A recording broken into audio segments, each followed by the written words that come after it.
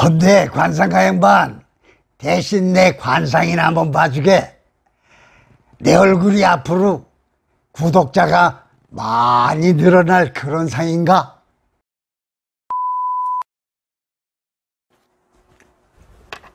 안녕하세요. 하루 빠르게 보는 오늘의 운세 여운TV 여운 인사드렸습니다. 제가 관상이라는 영화의 한 장면을 패러디해 보았습니다. 워낙 유명한 영화라 구독자, 시청자 여러분들도 아마 많이들 보셨을 거라 생각이 듭니다. 재미있으셨으면 좋겠습니다. 이번 시간에는 그동안 밀려 있었던 특집 시간으로 관상을 보는 법 간단하게 알아보도록 하겠습니다. 사람의 얼굴만으로 그 사람이 어떤 인생을 살아왔는지 살아갈지 그 모든 것을 알 수는 없겠지만 오랜 세월 동안 전해 내려오던 학문이니 간단히 말해서 통계처럼 생각하시는 게 좋겠습니다. 원래 관상은 그런 건 다 통계학입니다. 너무 맹신하시지도 너무 불신하실 필요도 없이 들어주시면 감사하겠습니다. 네, 먼저 안면 12궁부터 알아보겠습니다. 말 그대로 얼굴에 있는 12군데의 그 부분을 보고 그 사람의 운세를 알아보는 가장 기본적인 방법이라고 할 수가 있겠습니다. 그럼 먼저 명궁이라 하는 양 눈썹과 눈썹 사이 미간의 위쪽 부분을 말하겠습니다. 이곳이 적당하게 차올라 있고 깨끗하면 총명하며 장수하고 성공도 빠르게 합니다. 너무 넓다면 실속이 없고 또 너무 좁으면 옹졸한 성격을 지니게 된다고 할 수 있습니다. 이마에 내천자로 그 가로주름이 아니고 세로주름이 있다면 그 역마성이라고 하는데 보통 벼슬이라는 상이라고도 봅니다. 지금의 공무원이라고 볼 수 있겠죠. 그리고 이 부분에 점이 만약에 있다면 정신과 그 기운이 조금 약한 사람으로 보며 난관을 만나면 잘 풀어내지 못하는 사람으로도 볼 수 있습니다. 눈썹이 이어져 있거나 양미간이 깨끗하지 않고 어지럽혀져 있다면 고향을 떠나 일을 하게 되거나 처에게 좋지 못한 복이 있다고 그렇게도 보는 겁니다. 깨끗하고 좋은 사람은 사업이나 외교, 정치 등에 어울리는 깨끗하더라도 또 좁은 사람은 꼼꼼하고 내향적인 예술가나 종교 계통의 그 직업에 맞다고 볼 수가 있는 거죠. 만약 명궁 부분이 푹 꺼져 있다면 좋지 않게 보고 있습니다. 두 번째로는 부모궁이라 해가지고 상모궁이라고도 합니다. 눈썹 위를 말하며 왼쪽을 아버지로 오른쪽을 어머니로 보는 거죠. 부모궁이 높고 밝고 깨끗하면 부모가 강령하며 장수하고 낮고 꺼짐이 있으면 반대로 일찍 이별하는 것으로 봅니다. 왼쪽을 일각이라고 하는데 좋지가 않으면 아까 말씀드린 대로 아버지 복이 없는 것이고 오른쪽이 좋지 못하면 어머니 복이 없다고 보는 겁니다. 왼쪽 눈썹이 높게 붙어 있으면 어머니가 일찍 돌아가신다고 하고 반대로 오른쪽 눈썹이 높은 경우에는 아버지가 일찍 돌아가신다고 보고 있습니다. 이 부모궁의 위치가 푸르스름한 사람들은 우환이 많고 또는 붉거나 누름빛을 띈다면 부모에게 경사가 많이 있더라는 그런 얘기로 있습니다. 세 번째로는 형제궁이라고 하는데 바로 눈썹을 가리킵니다. 형제란 형제, 자매, 친구 등 포괄적인 의미로 생각하셔도 됩니다만 보통 쉽게 눈썹 길이가 길면 형제가 많고 짧다면 적은 것으로 봅니다.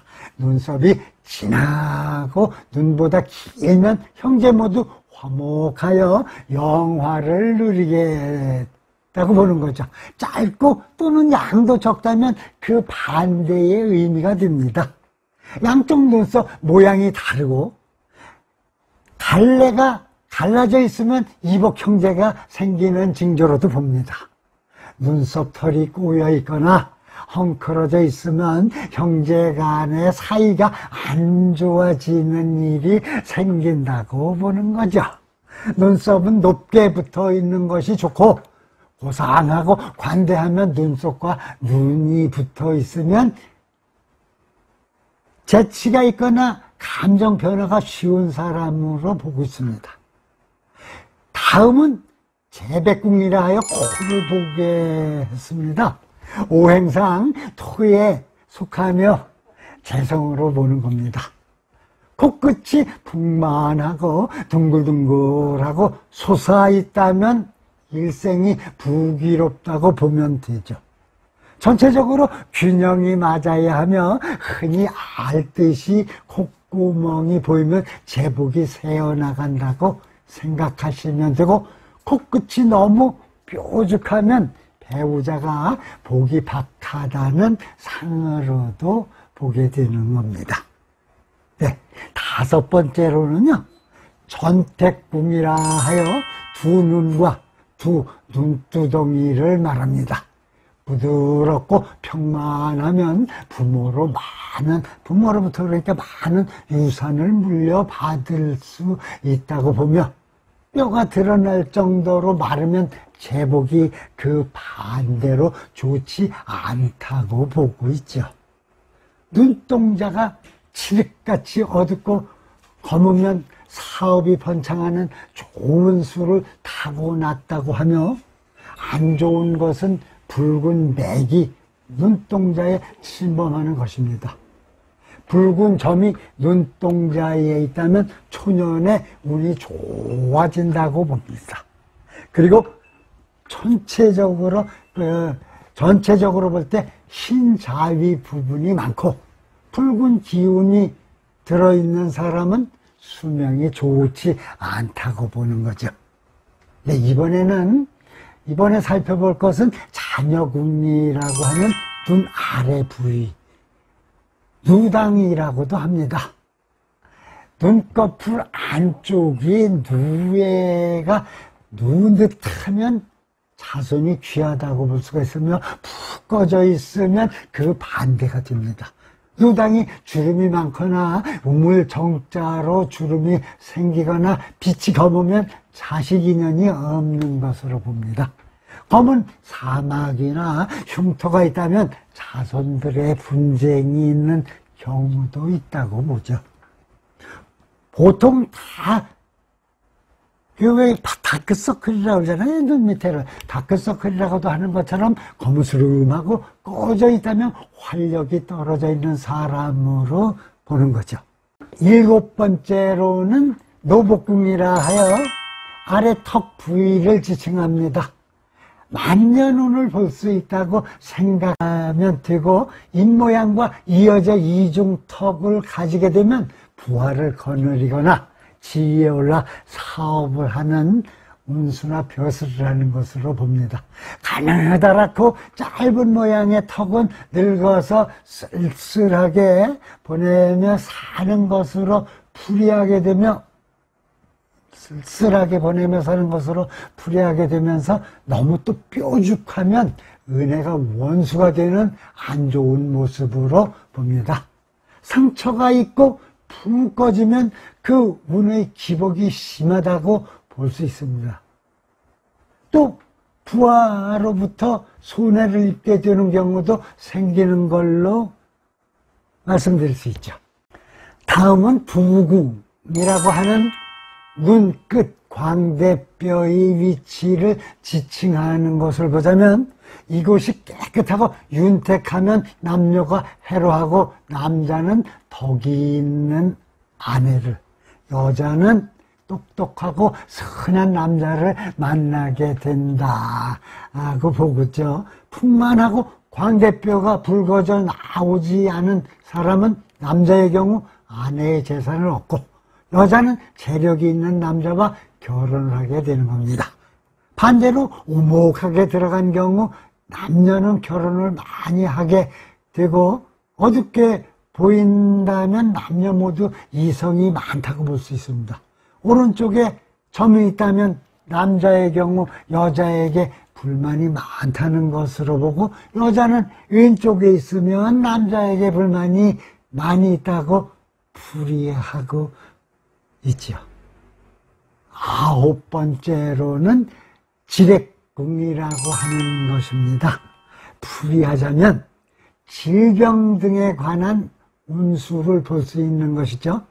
양미간 아래 코와 이어지는 곳, 여기 아시죠? 오목폭인데 흉터나 주름, 그리고 낮게 푹 꺼져 있다면 병치레를 많이 하게 된다고 하며, 적당하게 올라오고 평평하면 건강하고 조상으로부터 도움도 있게 되겠다고 합니다.